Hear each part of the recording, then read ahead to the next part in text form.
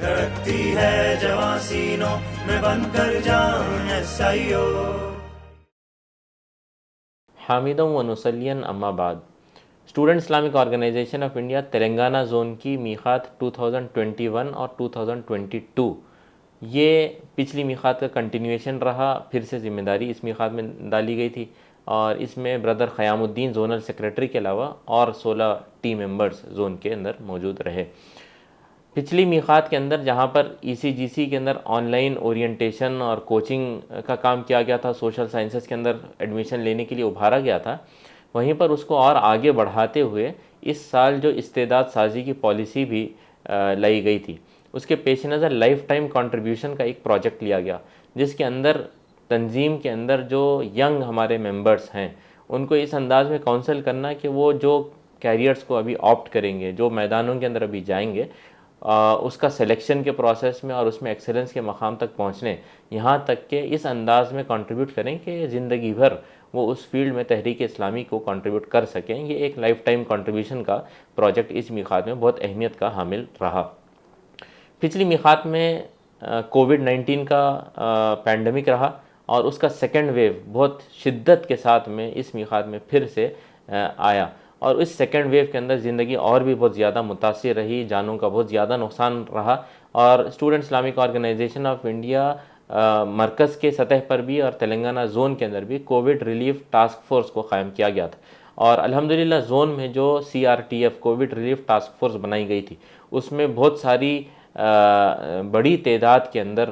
عام نوجوان بھی شامل ہوئے اور اس کے اندر کنٹریبیوٹ کر رہے تھے. قریب 200 کے قریب ڈاکٹرز اس پلیٹ فارم کے ساتھ جڑے اور آن لائن کنسلٹیشن اور آن لائن کاؤنسلنگ کے اندر وہ مدد کر رہے تھے. اس کے علاوہ کچھ ہمارے والنٹیئرس تھے جو فیلڈ کے اندر ہاسپٹل کے اندر جو اویلیبل بیڈز ہیں, آکسیجن سلنڈرز کی اویلیبلٹی وغیرہ کے ڈیٹا کو روزانہ اپڈیٹ کر رہے تھے, تاکہ وہ ٹیم جو آن لائن اور فونز کے اوپر لوگوں سے بات کر رہے تھے ان کو ڈیٹا وہ فراہم کرنے کی پوزیشن میں تھے. تو یہ کووڈ ریلیف ٹاسک فورس کا اتنا ایفیشینٹ کام رہا کہ لوگوں کو بر وقت مدد پہنچانے کے سلسلے میں کوشش جو بھی ہو سکتی تھی SIO تلنگانہ نے کرنے کی. اس میقات میں استعداد سازی کے اوپر بھی کافی توجہ دی گئی, اور استعداد سازی میں خاص طور سے جہاں پر لائف ٹائم کنٹریبیوشن میں ایجوکیشنل کیپیسٹی بلڈنگ کے اوپر کام کیا گیا, وہیں پر پولیٹیکل کیپیسٹی بلڈنگ اور اکنامک کیپیسٹی بلڈنگ کے اوپر بھی کافی کام انیشیٹ کیا گیا. اکنامک کیپیسٹی بلڈنگ میں انٹرپرینورشپ کی جو پہلے کی پالیسی رہی اسی کے ایکسٹینشن میں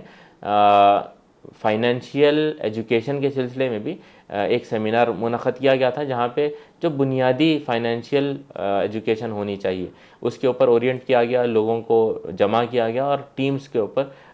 کو ڈیولپ کیا گیا تاکہ اس کے اندر آگے بھی کچھ مواد کریٹ کرنے کا کام وہ کر پائیں. پولیٹیکل کیپیسٹی بلڈنگ کے کام اگرچہ بہت بڑا پروجیکٹ رہا, اس کے کچھ انیشیٹو PR ڈپارٹمنٹ کے تحت میں لیے گئے, اور PR کا جو اپروچ اس میقات میں اپنایا گیا وہ اگرچہ PR کے ڈپارٹمنٹ کی ہمیشہ سے ہی روح رہی, اس کو باضابطہ مینشن کرتے ہوئے اور ایک کانشیسلی اس اپروچ کو اپنانے کے لیے زون کے سطح پر بھی اور یہاں تک کہ یونٹ کے سطح پر بھی اس اپروچ کو اپنانے پر ابھارا گیا, اور یہ سوسائٹی سپورٹ سسٹم کا اپروچ رہا. تو PR میں یہ جو سوسائٹی سپورٹ سسٹم کا اپروچ رہا, اس کے اندر صرف ملاقاتوں تک محدود نہیں تھا, البتہ آگے بڑھتے ہوئے ملاقاتوں کو کولیبریشنز کے اندر کنورٹ کرنا اور بہت سارے پروجیکٹس کو ٹیک اپ کرنا, اور اس پروجیکٹس کو اندر سوسائٹی کی بھی جو نیڈ ہے اور ہمارے جو آبجیکٹیوز ہیں دونوں کی تکمیل کی کوشش کرنا, یہ ایک سوسائٹی سپورٹ سسٹم کے ذریعے سے ایک اہم انیشیٹو اس میقات میں رہا.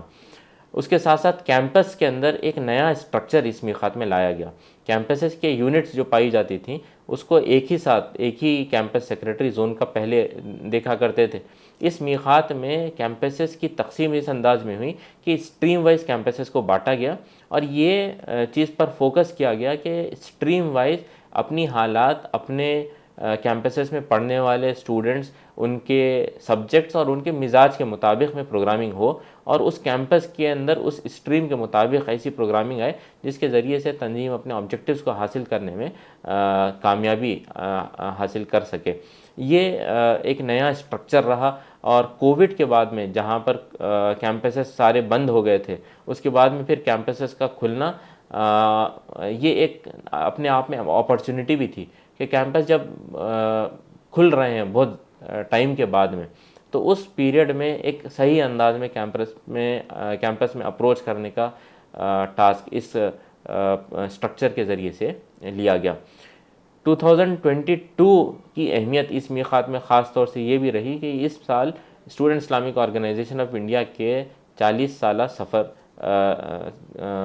مکمل ہوا، اور یہ جو 40 سالہ سنگ میل رہا، اس موقع پر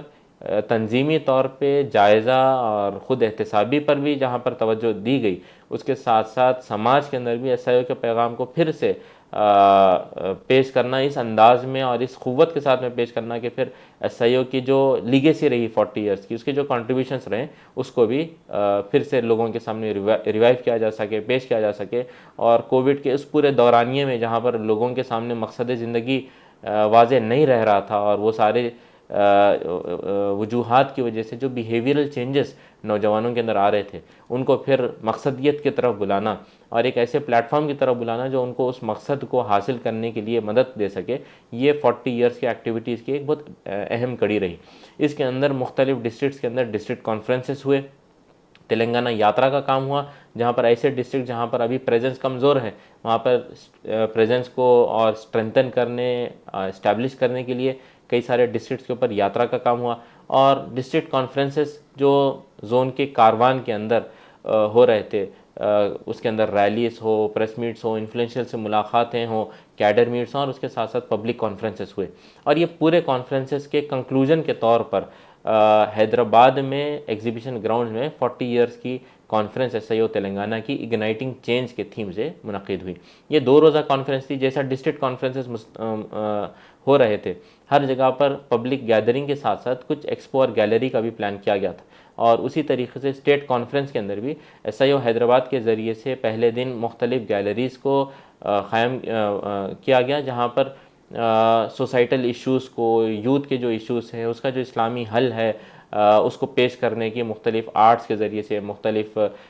ماڈلز کے ذریعے سے اس کی کوشش کی گئی۔ دوسرا دن اسٹیٹ کانفرنس کا اگنائٹنگ چینج کے تھیم سے ہوا، جس کے اندر امت کے صورتحال، استعداد سازی، وے فارورڈ کے سلسلے میں، اور جو فیشزم کا ایک بھڑکتا ہوا فینومینا آج ہمارے ملک میں پایا جا رہا، اس کو کمبیٹ کرنے کے سلسلے میں پینل ڈسکشن اور مختلف اہم موضوعات پر اس میں گفتگو ہوئی۔ یہ 40 ایئرس کے سفر کا ایک مائل سٹون تھا جس کو مارک کیا گیا، اور بہت سارے نئے عزائم کے ساتھ میں کیڈر کو اس موقع پر اسٹرینتھن کیا گیا۔